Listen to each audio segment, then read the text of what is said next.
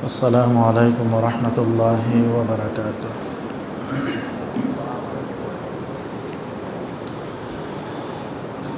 الحمد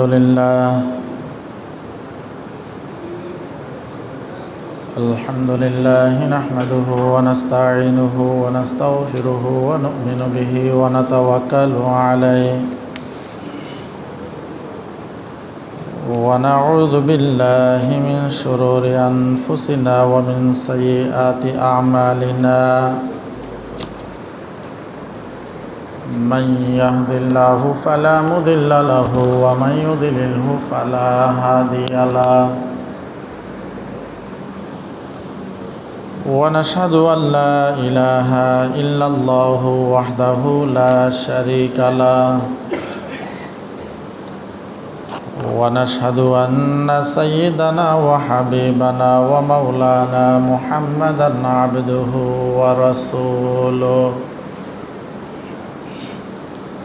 صلى الله عليه وعلى آله وأصحابه وبارك وسلم تسليما كثيرا كثيرا. أما بعد فأعوذ بالله من الشيطان الرجيم. بسم الله الرحمن الرحيم.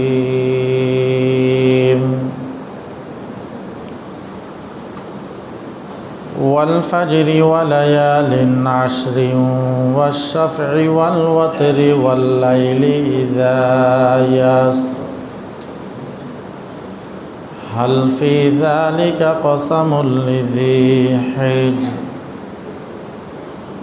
وقال رسول الله صلى الله عليه وسلم: ما من أيام العمل الصالح فيهن أحب إلى الله من هذه الأيام العشر يعدل صيام كل يوم منها بصيام سنة وقيام كل ليلة منها بقيام ليلة القدر أو كما قال النبي عليه الصلاة والسلام. اللهم صل على محمد وعلى آل محمد كما صليت على إبراهيم وعلى آل إبراهيم إنك حميد مجيد. اللهم بارك على محمد وعلى آل محمد كما باركت على إبراهيم وعلى آل إبراهيم إنك حميد مجيد. আলহামদুলিল্লাহ, মহান রব্বুল আলামিনের দরবারে অসংখ্য অগণিত শুকরিয়া যে মহান রব্বুল আলামিন আমাদেরকে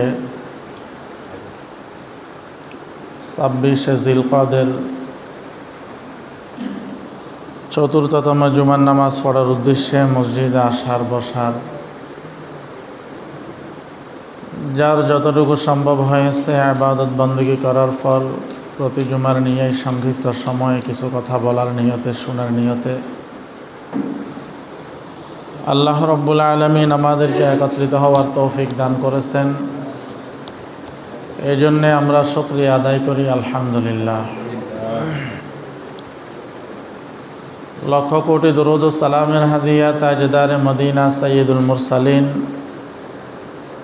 ইমামুল আম্বিয়া খাতামুন নবিয়্যিন রাহমাতুল্লিল আলামিন শফিউল মুজনবিন সাহেব কাউসার জনাব মুহাম্মদুর রাসূলুল্লাহ সাল্লাল্লাহু আলাইহি ওয়াসাল্লামের উপর।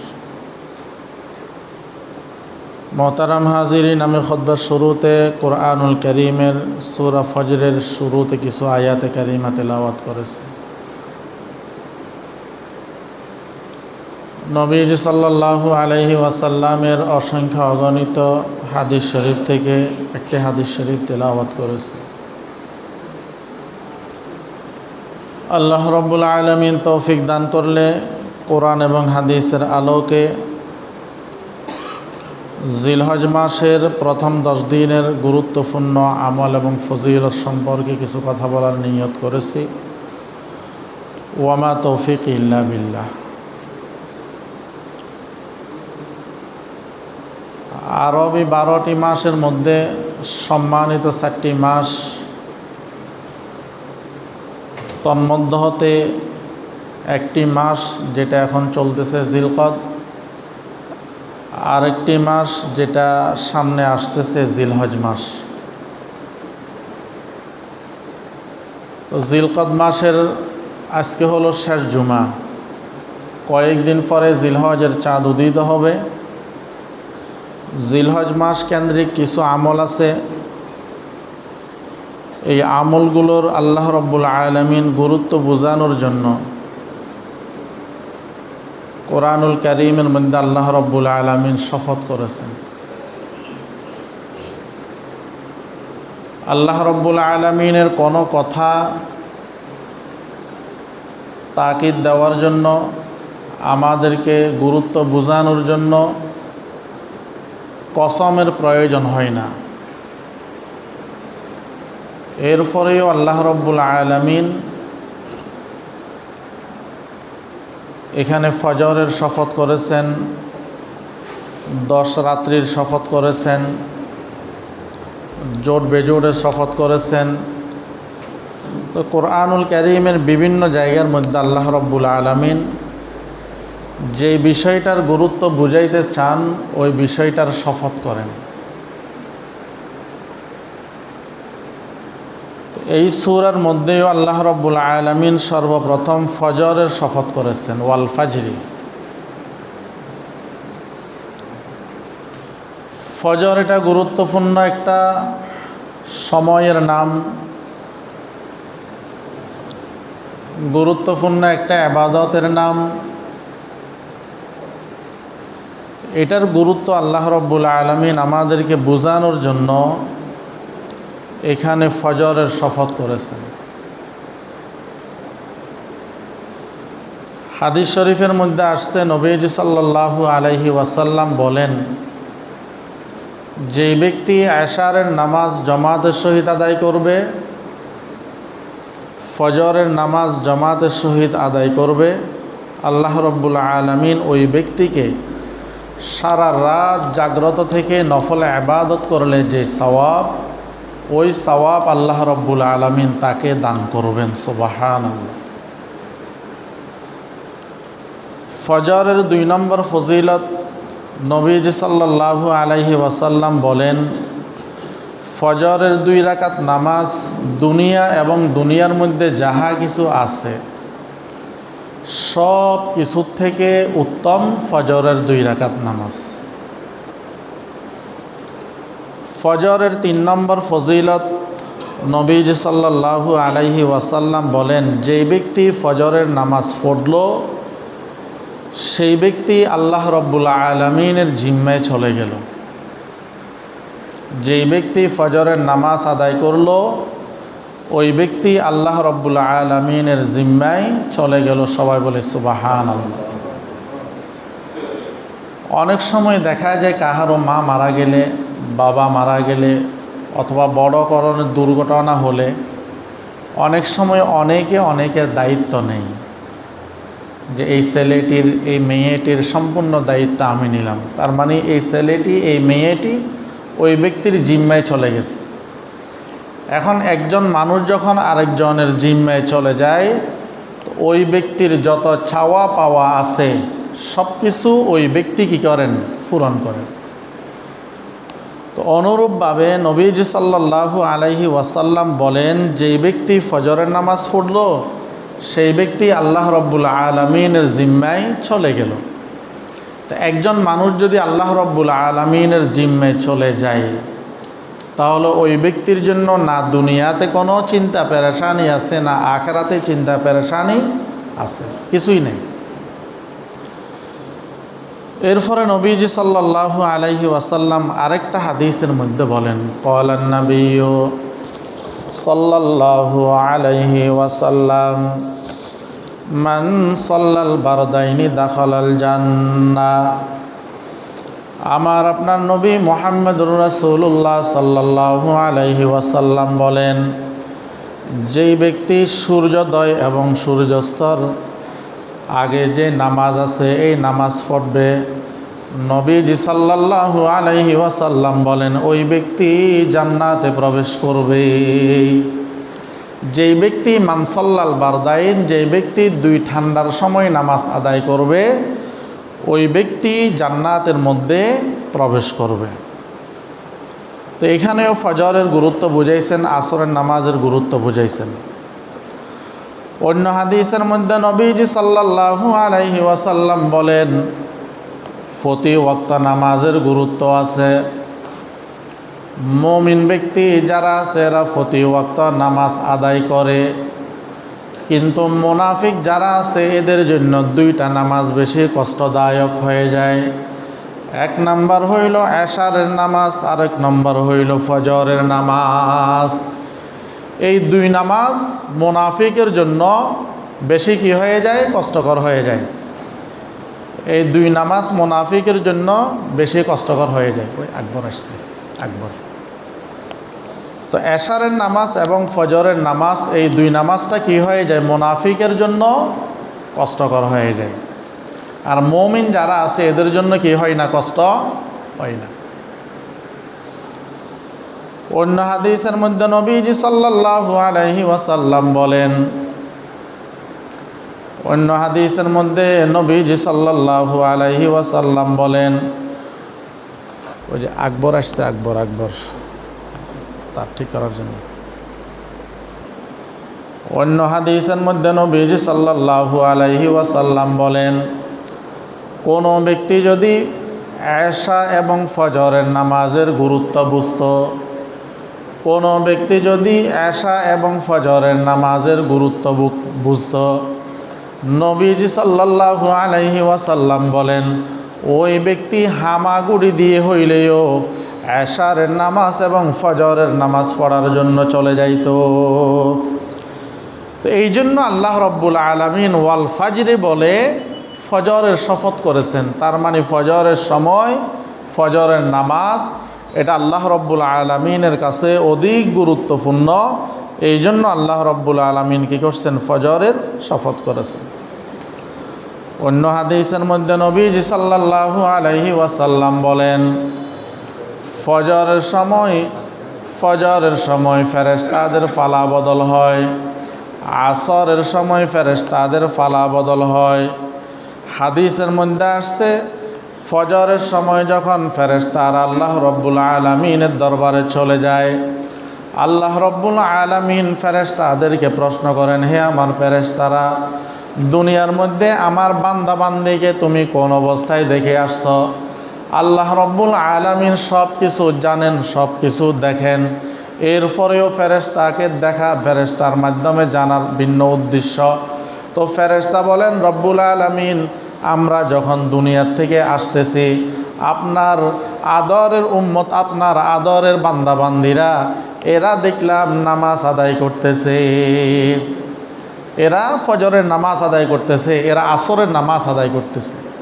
তো ফেরেশতারা আমাদের পক্ষে কি দেয়, সাক্ষী দেয়। এই জন্য নবীজি সাল্লাল্লাহু আলাইহি ওয়াসাল্লাম বলেন, মান সাল্লাল বারদাইন দাখালাল জান্নাহ। যে ব্যক্তি দুই ঠান্ডার সময় নামাজ আদায় করবে, অর্থাৎ যেই ব্যক্তি ফজরের সময় নামাজ আদায় করবে, যেই ব্যক্তি আসরের সময় নামাজ আদায় করবে, ওই ব্যক্তি জান্নাতে প্রবেশ করবে। কারণ এই দুই সময় মানুষের ব্যস্ততা বেশি। ফজরের সময় মানুষের ঘুম, আর আসরের সময় মানুষের কর্মব্যস্ততা।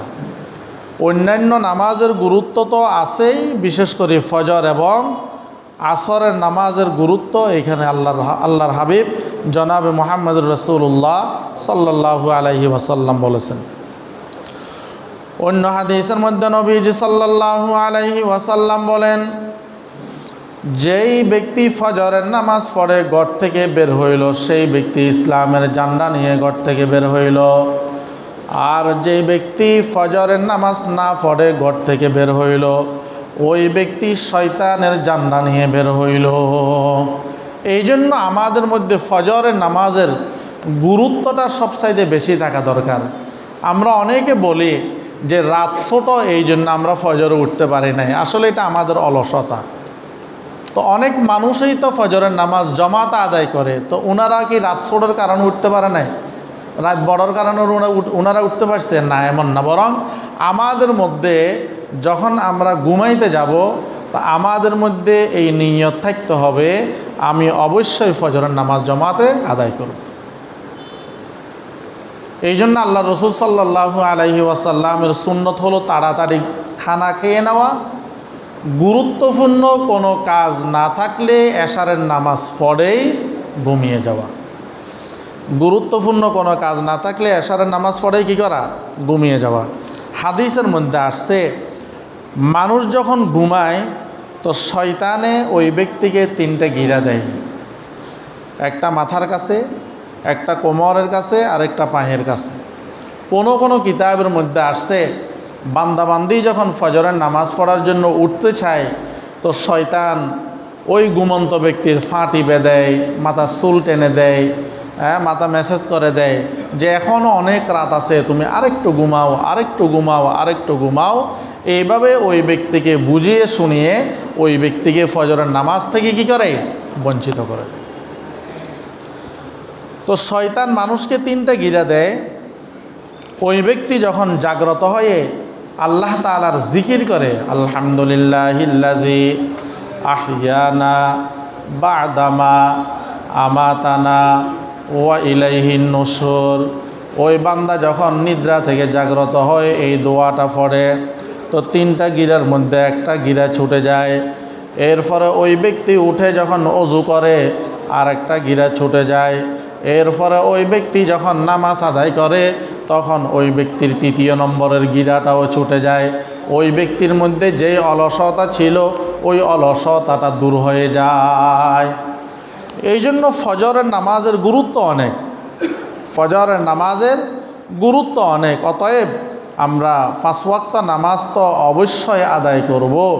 বিশেষ করে আমরা ফজরের নামাজের প্রতি, এশারের নামাজের প্রতি আমরা আরও একটু কি দিব?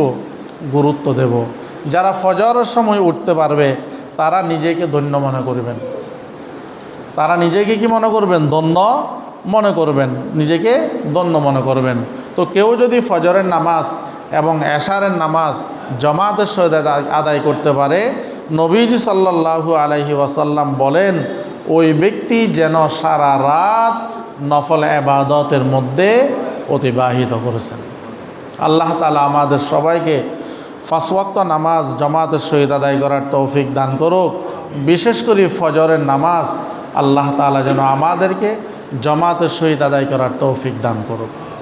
তো জিলহজ্জের প্রথম 10 দিনের ফজিলত বুঝাইতে গিয়ে নবীজি সাল্লাল্লাহু আলাইহি ওয়াসাল্লামও হাদিসের মধ্যে বলেছেন, এবং আল্লাহ রব্বুল আলামিনও ফজরের শপথ খেয়ে এই জিলহজের 1 তারিখ থেকে 10 তারিখ পর্যন্ত ফজরের গুরুত্ব বুঝাইছেন। ফজরের কি করছেন? গুরুত্ব বুঝাইছেন। ওয়ালায়ালিন আশ, 10 রাতের শপথ। নবীজি সাল্লাল্লাহু আলাইহি ওয়াসাল্লাম বলেন, ক্বালান নাবিয়্যু সাল্লাল্লাহু আলাইহি ওয়াসাল্লাম, মা মিন আইয়ামিল আমালুস সালিহ ফীহিন্না হাব্বু ইলাল্লাহ মিন হাযিহিল আইয়ামিল আশ। নবীজি সাল্লাল্লাহু আলাইহি ওয়াসাল্লাম বলেন, সারা বছরের মধ্যে জিলহজ্জের 10 দিনের চেয়ে উত্তম আর কোনো আমল নেই, যেই দিনের আমল আল্লাহ রাব্বুল আলামিনের কাছে সবচাইতে বেশি প্রিয়। জিলহজের 10 দিনের আমল আল্লাহ রাব্বুল আলামিনের কাছে সবচাইতে বেশি প্রিয়। সাহাবী বলেন, ইয়া রাসূলুল্লাহ ওয়ালাল জিহাদু ফি সাবিলিল্লাহ। ইয়া রাসূলুল্লাহ, ইয়া হাবিবাল্লাহ, এই 10 দিনের মধ্যে জিহাদও কি? জিহাদ থেকেও কি এই 10 দিনের আমল উত্তম? নবীজি সাল্লাল্লাহু আলাইহি ওয়াসাল্লাম বলেন, ক্বালা ওয়ালাল জিহাদু ফি সাবিলিল্লাহ। জিহাদ থেকেও এই 10 দিনের আমল আল্লাহ রাব্বুল আলামিনের কাছে অত্যন্ত প্রিয়। পুরা বছরের মধ্যে এই 10 দিনের আমল আল্লাহ রাব্বুল আলামিনের কাছে অনেক দামি। এই জিহাদ থেকে উদ্দেশ্য হইল নফল জিহাদের কথা বলেছে। নফল জিহাদ থেকেও দামি হইল জিলহজের প্রথম 10 দিনের আমল। প্রথম 10 দিনের আমল, এই প্রথম 10 দিনের মধ্যে বিশেষ 7টা আমলের কথা আলোচনা করব ইনশাআল্লাহ। 1 নম্বর হলো হজ করা। 1 নম্বর আমল হইল জিলহজের মধ্যে কি করা? হজ করা। তো হজ সম্পর্কে আমরা বিগত জুমাগুলোর মধ্যে অনেক আলোচনা হয়েছে, অতএব এই বিষয়ে আমাদের আলোচনা করার আর প্রয়োজন নেই। 2 নম্বর হলো কোরবানি দেওয়া। 2 নম্বর হলো কোরবানি দেওয়া। এই কোরবানি সম্পর্কেও আমরা বিস্তারিত সামনে জুমাতে ইনশাল্লাহ আলোচনা করব। তবে শুধু এতটুকুই আমরা বলি, কাদের উপর কোরবানি ওয়াজিব? বর্তমান সময়ের যে নেসাবের যে মূল্যটা দিছে সেটা হইল 1,78,000 টাকার কোনো ব্যক্তি যদি জিলহজের 10, 11, 12 এই 3 দিনে মালিক হয়, ওই ব্যক্তির উপর কোরবানি ওয়াজিব। যাকাতের জন্য শর্ত হইল 1 বছর পূর্ণ হওয়া, কিন্তু কোরবানির জন্য শর্ত হলো, যেমন কোরবানির দিনসমূহের আগে একজন লোক গরিব ছিল, কিন্তু 10 তারিখ, 11 তারিখ, 12 তারিখ, 10 তারিখে ওই লোকটা পয়সাওয়ালা হলো, তার কাছে 1,78,000 টাকার ওই ব্যক্তি কি হইলেন? মালিক হইলেন। তাহলে ওই ব্যক্তির উপর কোরবানি ওয়াজিব। 10 তারিখেও ওই ব্যক্তি গরিব ছিল, 11 তারিখে ওই ব্যক্তি 1,78,000 টাকার মালিক হয়েছে, ওই ব্যক্তির উপর কোরবানি ওয়াজিব। 10 তারিখেও গরিব ছিল, 11 তারিখেও গরিব ছিল, 12 তারিখে ওই ব্যক্তি 1,78,000 টাকার মালিক, তো 12 তারিখে ওই ব্যক্তির উপর কোরবানি দেওয়াটা কি ওয়াজিব। তো কোরবানির জন্য শর্ত হইল নেশাব পরিমাণ মালের মালিক হওয়া, এবং সেইটা হইল সীমানা হইল 10, 11, 12, 10 তারিখের ফজর থেকে 12 তারিখের সূর্য ডুবার আগ পর্যন্ত এই সময়ের মধ্যে যদি কেউ 1,78,000 টাকার মালিক হয়, ওই ব্যক্তির উপর কোরবানি দেওয়াটা ওয়াজিব। এই 1,78,000 টাকার মালিক, এটার হিসাব করা হয়েছে আপনার রূপার মূল্য 52.5 ভরি রূপার মূল্য। পাইকারি বাজার হিসাবে 3400 টাকা ধরছেন সম্ভবত। তো 3400 টাকা হিসাব করে 52.5 ভরি রূপার মূল্য হিসাব করে 1,78,000 টাকা নির্ধারণ করেছে। তো ইনশাল্লাহ কোরবানি সম্পর্কে আমরা সামনে আলোচনা করব। 3 নম্বর, 1 তারিখ জিলহজের 1 তারিখ থেকে জিলহজের 9 তারিখ পর্যন্ত রোজা রাখা। জিলহজ মাসের 1 তারিখ থেকে জিলহজের 9 তারিখ পর্যন্ত কি রাখা? রোজা রাখা। ক্বালান নবী সাল্লাল্লাহু আলাইহি ওয়াসাল্লাম ইয়াদিলু সিয়ামু কুল্লি ইয়াউমিন মিনহা বিসিয়ামি সানা।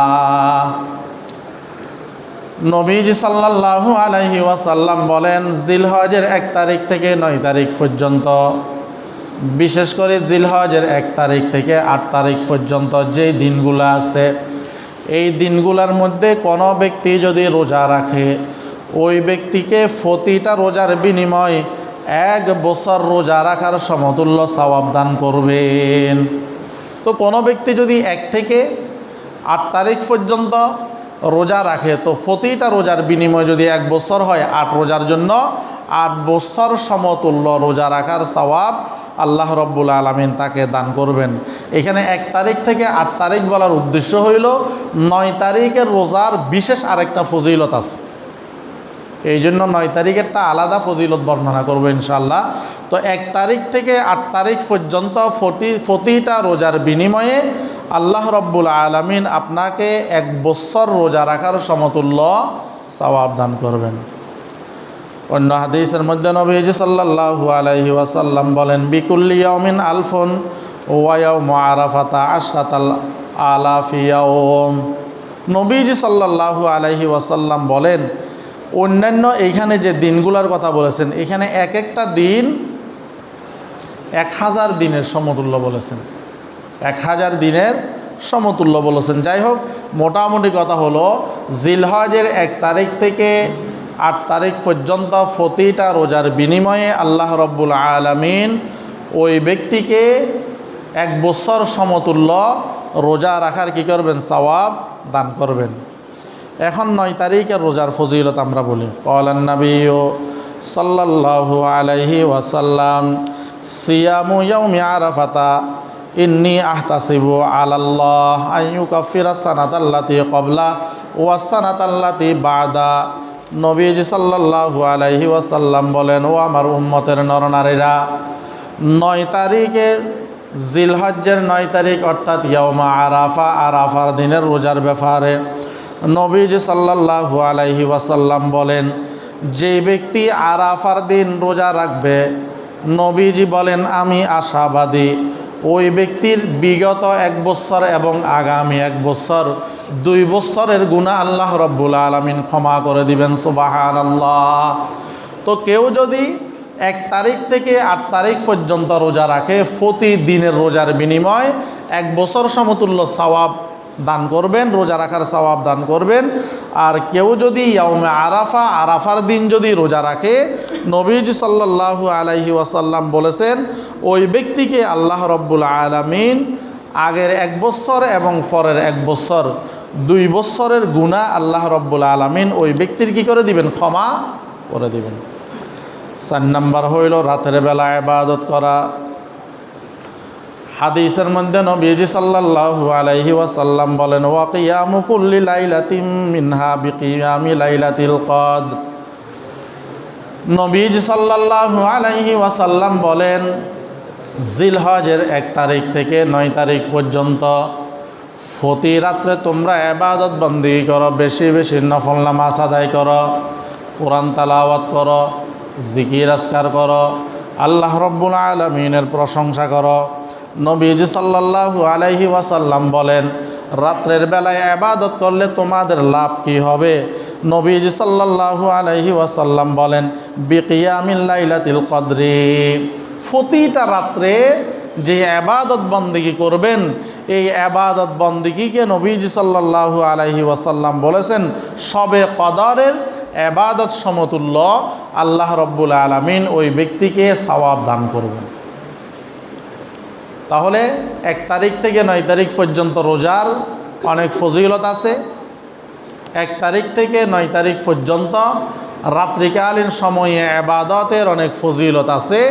অতএব আমাদের যাদের পক্ষে সম্ভব, এটা নফল রোজা, পারলে ভালো, না পারলে কোনো অসুবিধে নাই। যাদের সম্ভব আমরা 1 তারিখ থেকে 9 তারিখ পর্যন্ত রোজা রাখার জন্য চেষ্টা করব এবং প্রতি রাত্রে যতটুকু সম্ভব হয় আমরা নফল ইবাদত বন্দেগী করার জন্য চেষ্টা করব।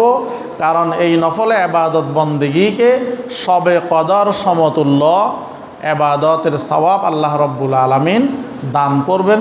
নবীজি সাল্লাল্লাহু আলাইহি ওয়াসাল্লাম ওয়াদা দিয়েছেন। এই জন্য আমরা দিনে রোজা রাখার জন্য চেষ্টা করব, রাত্রে নফল ইবাদত করার জন্য কি করব? চেষ্টা করব। আল্লাহ তাআলা আমাদের সবাইকে তৌফিক দান করুক। 5 নাম্বার হলো অধিক পরিমাণে আল্লাহ তাআলার জিকির করা। ক্বালান নাবিয়্যু সাল্লাল্লাহু আলাইহি ওয়াসাল্লাম আকসিরু ফীহিন্না মিনাত তাহলিল ওয়াত তাকবীর ওয়াত তাহমিদ। নবীজি সাল্লাল্লাহু আলাইহি ওয়াসাল্লাম বলেন, তোমরা ওয়ালায়ালিন আশ, তোমরা এই 10 দিনের মধ্যে বেশি বেশি লা ইলাহা ইল্লাল্লাহর জিকির করবে। এই 10 দিনের মধ্যে তোমরা বেশি বেশি তাকবীর দিবে, আল্লাহু আকবার আল্লাহু আকবার। এই 10 দিনের মধ্যে তোমরা বেশি বেশি আলহামদুলিল্লাহ আলহামদুলিল্লাহ বলে আল্লাহর জিকির করবে। তাহলে 5 নাম্বার হলো অধিক পরিমাণে আল্লাহ তাআলার কি করা? জিকির করা। লা ইলাহা ইল্লাল্লাহ, আল্লাহু আকবার, আলহামদুলিল্লাহ। হাদিসের মধ্যে এই 3টা বিশেষ করে আসছেন। এবং এই আমলগুলো করার দ্বারাই আমাদের লাভ কী হবে? ক্বালান নাবিয়্যু সাল্লাল্লাহু আলাইহি ওয়াসাল্লাম ইন্নাল আমালা ফীহিন্না ইউযাআফু 700 জিফিন। নবীজি সাল্লাল্লাহু আলাইহি ওয়াসাল্লাম বলেন, নিশ্চয় জিলহজ মাসের প্রথম 10 দিনের আমল আল্লাহ রব্বুল আলামিন 700 গুণ পর্যন্ত বৃদ্ধি করে দিবেন। 700 গুণ পর্যন্ত আল্লাহ রব্বুল আলামিন কি করবেন? বৃদ্ধি করে দিবেন। 6 নম্বর হলো তাকবীরে তাশরিক। 6 নম্বর হলো তকবীরে তাশরিক, যেটা 9 তারিখের ফজর থেকে 13 তারিখের আসর পর্যন্ত দেওয়া হয়। এই বিষয়ে ইনশাআল্লাহ আমরা সামনে আলোচনা করব যেহেতু সময় আছে। 7 নম্বর হলো হাত পায়ের নখ কাটা। 7 নম্বর হলো জিলহজের 7 নম্বর আমল হইল কি করা? হাত পায়ের নখ কাটা। قال النبي صلى الله عليه وسلم من أراد أن يضحي فلا يأخذن من شعره ولا من أظفار شيئا حتى يضحي। নবীজি সাল্লাল্লাহু আলাইহি ওয়াসাল্লাম বলেন, তোমাদের মধ্যে যারা কোরবানি দেওয়ার ইচ্ছা করবে সে যেন ছাদ ওঠার পর থেকে পশু জবে করা পর্যন্ত চুল নখ না কাটে। সে যেন কি না করে? চাঁদ উদিত হওয়ার পরে হাত পায়ের নখ যেন না কাটে, চুল যেন কি না কাটে। এই হাদিসের মধ্যে নবীজি বলেছেন যারা কোরবানি দেওয়ার ইচ্ছা পোষণ করবে, যারা কোরবানি দেওয়ার কি করবে? ইচ্ছা পোষণ করবে, তারা যেন চাঁদ উদিত হওয়ার পর থেকে হাত পায়ের নখ না কাটে, চুল না কাটে, মোষ না কাটে, এবং বগলের নিচের পশম বলেন, নাভির নিচের পশম বলেন, এইগুলো যেন না কাটে। আর অন্য হাদিসের মধ্যে নবীজি সাল্লাল্লাহু আলাইহি ওয়াসাল্লাম বলেছেন এই আমলটা সবার জন্য, যারা কোরবানি দিবে, যারা কোরবানি দিবে না, এরা যদি জিলহজের চাঁদ উদিত হওয়ার পর থেকে নিয়ে হাত পায়ের নখ না কাটে, মোষ না কাটে, এরপরে পশম না কাটে, পশু জবে করার পর অথবা ওই সময়ের পরে যারা হাত পায়ের নখ কাটবে, নবীজি সাল্লাল্লাহু আলাইহি ওয়াসাল্লাম বলেন এদেরকেও আল্লাহ রব্বুল আলামিন একটি কবুল কোরবানির সওয়াব দান করবেন। সুবহানাল্লাহ। এদেরকেও একটি কবুল কোরবানির সওয়াব কি করবেন? দান করবেন। এবং এটা হইল একমাত্র হাজিদের সাথে আমাদের এই সাদৃশ্য থাকার কারণে এই ফজিলত আমরা পাব।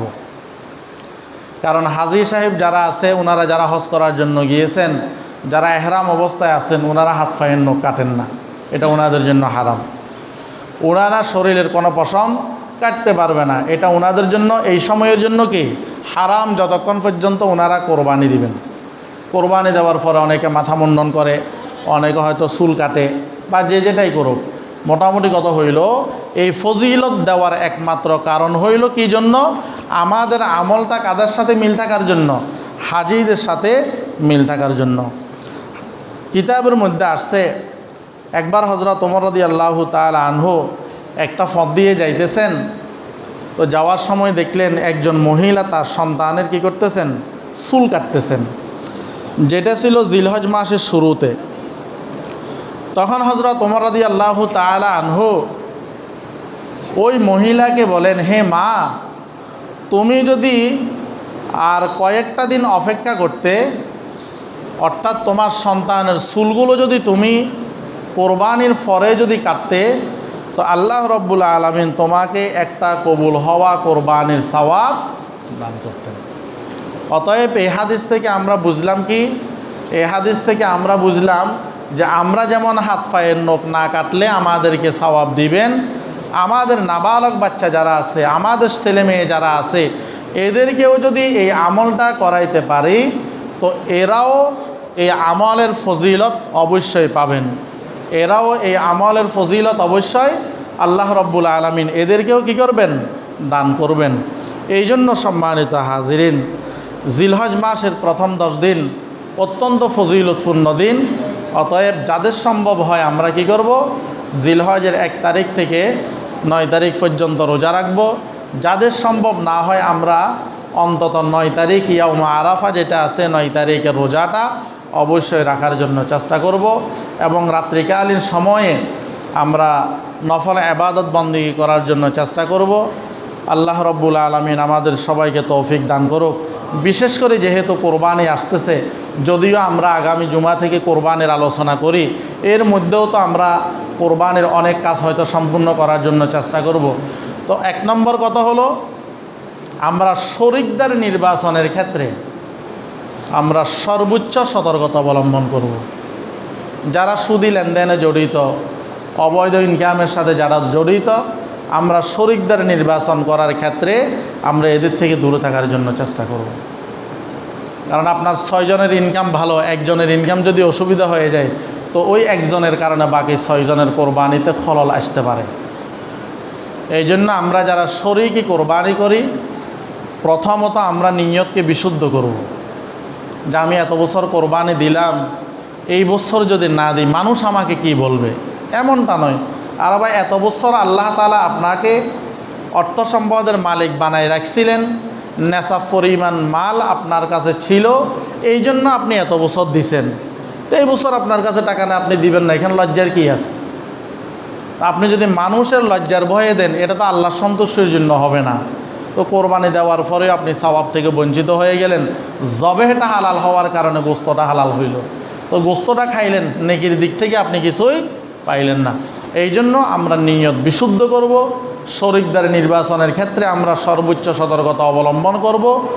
প্রয়োজনে শরিকদের যদি আপনি না পান, তা আপনি একটা ছাগল দিয়ে কোরবানি দেন, এটা আপনার জন্য উত্তম হবে, এটা আপনার জন্য উত্তম হবে। এবং লোক দেখানোর জন্য অনেক সময় অনেক সমাজ, আলহামদুলিল্লাহ আমাদের এই দিকে নাই, অনেক সমাজে প্রতিযোগিতা দেয় যে এই যদি 1,20,000 টাকা দিয়ে গরু কোরবানি দিতে পারে তো আমি 1.5 লক্ষ টাকা দিয়ে দিব। এই প্রতিযোগিতা যেন আমাদের মধ্যে লোক দেখানোর জন্য না থাকে, মানুষকে দেখানোর জন্য যেন না থাকে, এরকম নিয়ত যেন কি না থাকে। তা আমরা কোরবানির ক্ষেত্রে সর্বোচ্চ সতর্কতা অবলম্বন করব এবং একমাত্র আল্লাহ রব্বুল আলমিনকে সন্তুষ্টি অর্জন করার জন্য কোরবানি দেব।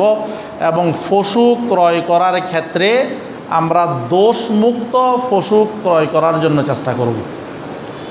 যারা এই একা একে কোরবানি দেন, অনেকে হয়তো বাজারে গিয়ে ছোট গরু দেখে, তো ছোট গরু দেখার ক্ষেত্রে গরুর বয়স যদি পূর্ণ 2 বছর না হয় ওই গরু দিয়ে কোরবানি হবে না। এখন আপনি যদি ওই গরুর বয়স সম্পর্কে যদি অজানা হয়, আপনি মালিককে বারবার জিজ্ঞাসা করবেন। মালিক যদি আপনার সাথে মিথ্যাচার করে, এই কোরবানির পুরা দায়ভার তার উপর চলে যাবে, আপনার কোরবানি